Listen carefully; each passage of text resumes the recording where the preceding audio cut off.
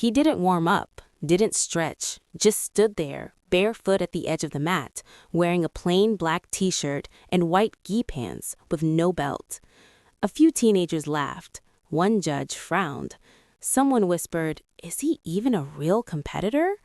But what no one realized, not the crowd, not the reigning champion, not even the head referee, was that the quiet man they were about to underestimate had once served as a tomb guard.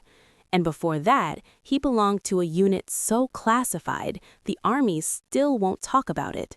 He hadn't come to win, he had come to keep a promise. Before we dive into this story, where are you watching from? Let us know in the comments. And if you believe that values like honor, courage, and sacrifice still matter, join us in keeping their legacy alive.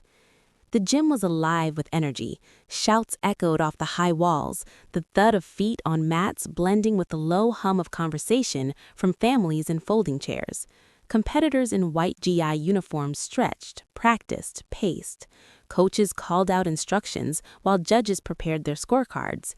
It was the opening round of the Eastern Regional Karate Invitational, and by all appearances, just another Saturday morning in North Carolina. No one noticed the man who entered late. He walked with quiet steps, shoulders square, posture straight. He wore a plain black t-shirt tucked neatly into white GI pants, no belt, no patches, no team colors. He said nothing as he approached the registration table, only handing over a form and a driver's license, both of which the volunteer scanned without comment. Name, Ethan Carter. Division, Adult Men's Advanced. A volunteer pointed him toward the warm-up area, but Ethan didn't join the others. He took a seat on a bench near the far wall, away from the crowd, hands folded in his lap, back upright. He watched, not with curiosity or anxiety, but with the same quiet intensity one might find in a man standing post. Across the gym, a man in his late 50s sat with a friend in the stands, sipping coffee from a paper cup.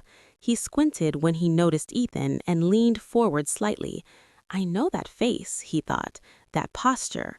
A year earlier, during a family trip to Washington, D.C., he had visited Arlington National Cemetery.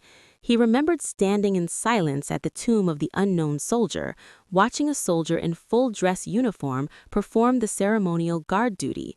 For hours, that soldier had moved with precision so perfect it seemed outside of time. Not a wasted step, not a glance off center.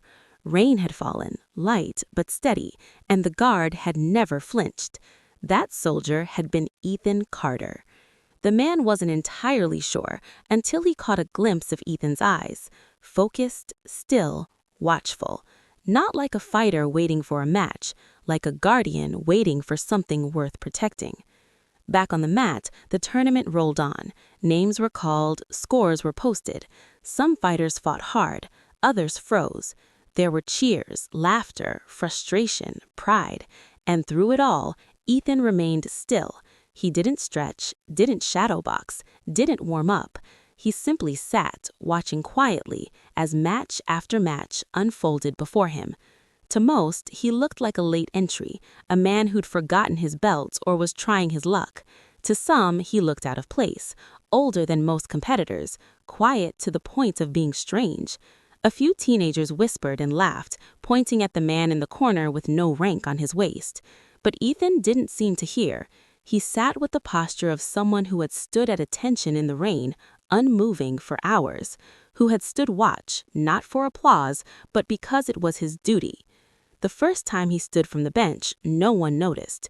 He walked to the side of the mat when his name was finally called. Next match, Men's Advanced Division, Ethan Carter versus Miguel Ortega. The judge repeated the name again, louder. Ethan stepped forward, bowed slightly, and took his place.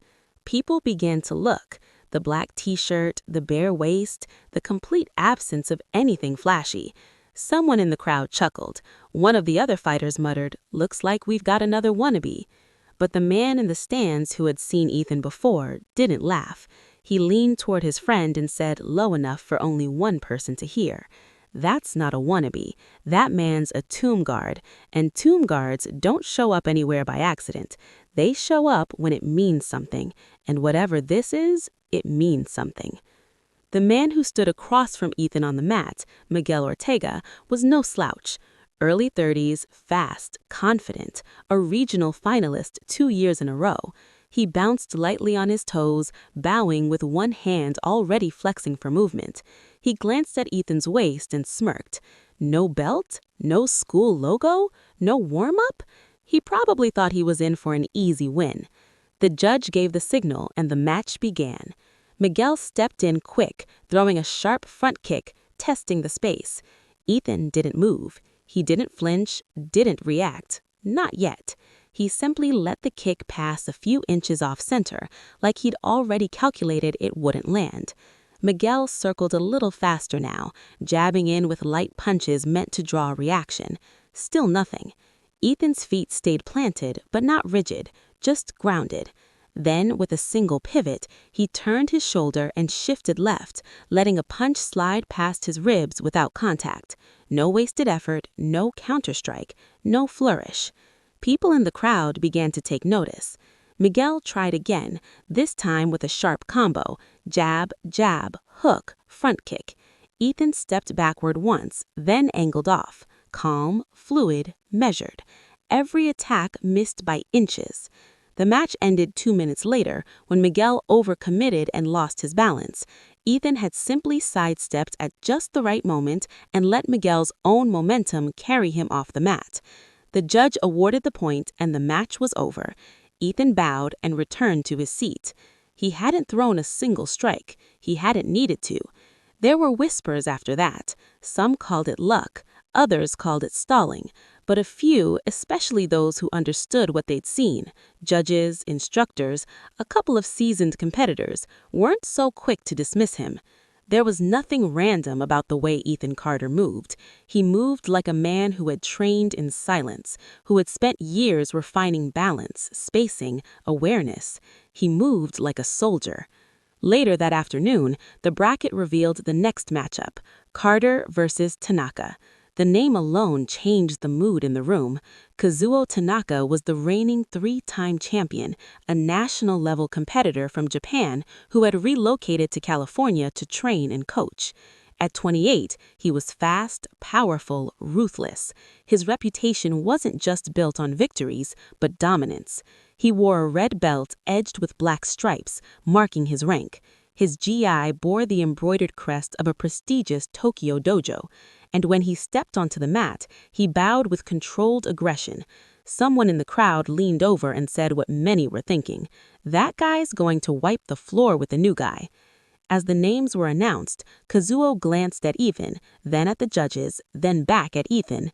No belt? He laughed a short, sharp sound. He walked closer. "You are Tomb Guard, yes?" he asked, in accented English, gesturing toward Ethan's black t-shirt and military-style haircut. "I know you. You stand, you watch, you do not fight." Ethan didn't answer. He bowed. Not deeply, just enough. Kazuo smirked. "I respect soldiers, but standing still is not the same as moving forward." He turned his back and jogged to the center of the mat. The judge called them to begin, and as they bowed, someone in the crowd chuckled and said, "This won't take long." A teenager nearby whispered, "That guard guy just got lucky last time." And yet, a few in the audience watched with something different in their eyes. One man, the same one who had seen Ethan at Arlington, leaned forward again. He'd seen Kazuo fight before. He knew the man's speed and fury, but this calm before the storm, felt like something else. Ethan stepped forward onto the mat. No change in expression, no twitch of muscle, just stillness, a kind of readiness that didn't scream or boast. And when the match began, something shifted in the air. The silence that followed didn't feel like focus. It felt like respect waiting to be earned or challenged or both. The judge dropped his hand. Match start. Kazuo didn't hesitate. He surged forward with the sharp precision of a fighter who had done this 1,000 times, leading with a snapping front kick aimed high, followed by a back fist and a spinning hook. All of it executed flawlessly, fast, clean, powerful. But Ethan wasn't there. The kick sliced through air. The back fist meant nothing.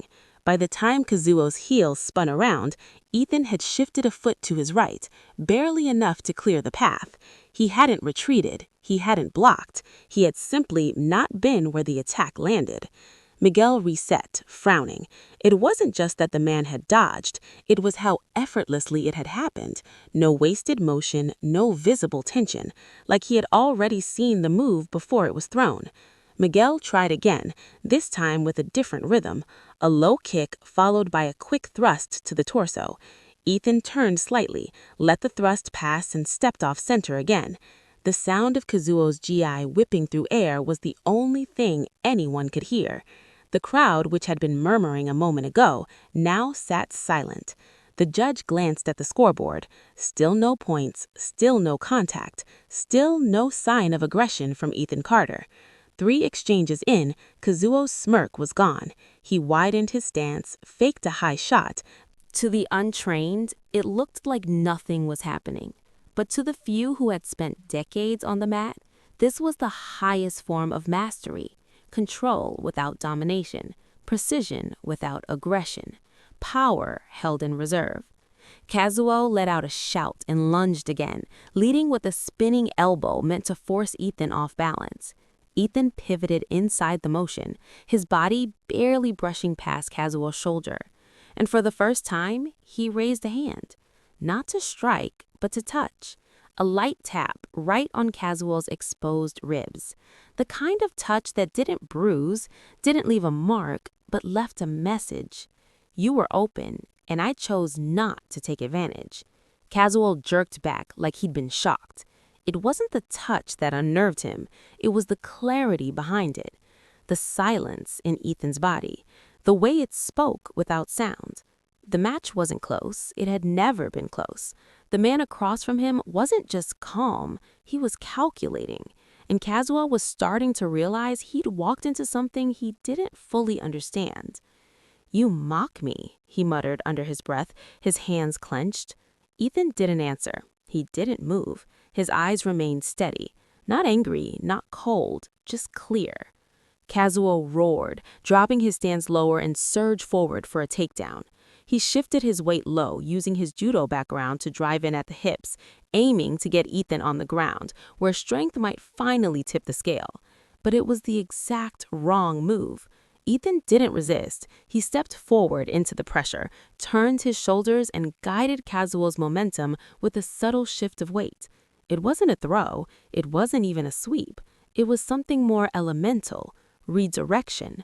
Kazuo's feet tangled beneath him, his upper body lost alignment, and before he could correct it, he was falling forward, fast, face first. He hit the mat with a heavy thud. The room gasped. No one moved. No one spoke. The silence was electric. Kazuo lay still for a moment, not injured, but stunned. His arms pushed against the mat, his chest rising and falling. Slowly, he sat up and looked around, as if trying to piece together what had just happened. The judge hesitated, then signaled the match's end. Ethan stood where he had been the entire time, still composed. He hadn't raised his voice, he hadn't celebrated, he hadn't even broken a sweat. Kazuo stared up at him, breathing hard. How? He asked. His voice wasn't angry now. It was something else. Respect? Maybe even reverence. Ethan extended a hand. Kazuo looked at it, then took it. The audience didn't cheer, they didn't clap, they just watched. Something about the moment demanded silence, and for the first time in his career, Kazuo bowed, not just out of courtesy, but humility. He had lost not to power, not to speed, but something deeper, mastery without ego, strength without noise. As the two men walked off the mat side by side, people finally began to stir. Conversations restarted, but they were quieter now, more measured, the kind of talk people have when they know they've seen something rare. Ethan returned to his bench, sat down exactly as before, and laced his fingers in his lap. A man approached with a clipboard, the tournament coordinator. That was unexpected, he said, clearly rattled.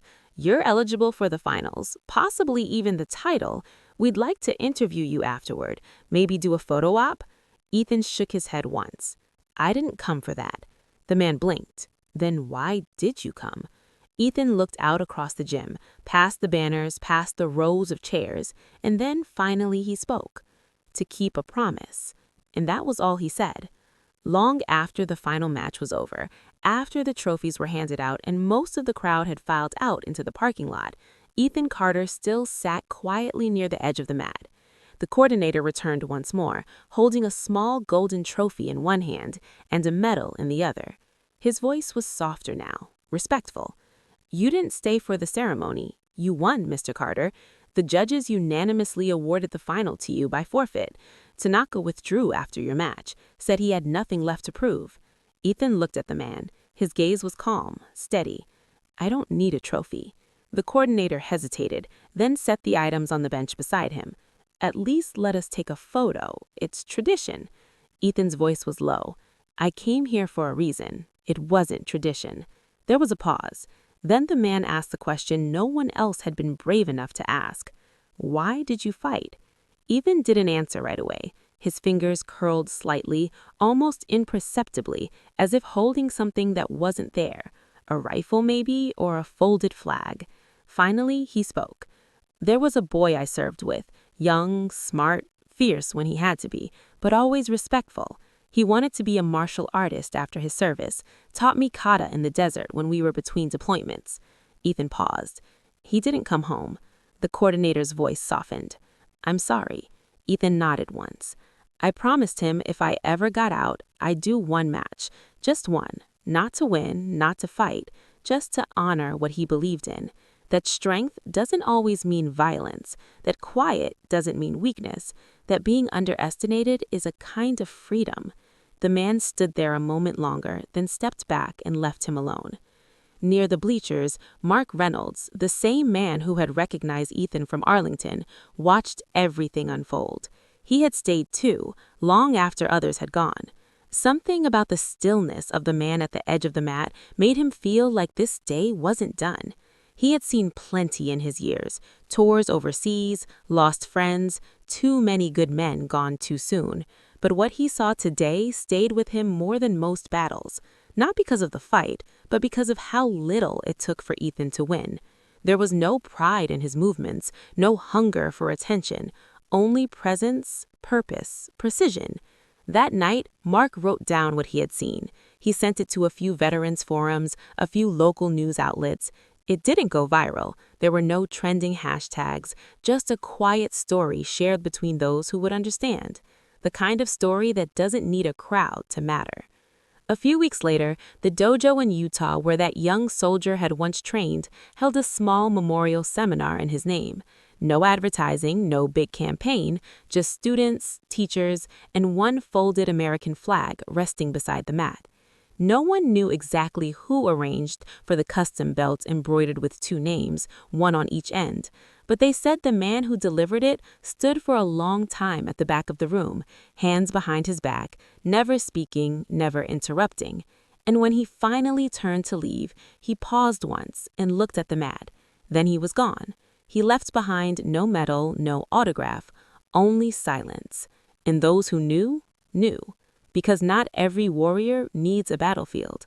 Some just need to be remembered. And some, like Ethan Carter, never stopped standing watch, even after the mission was over.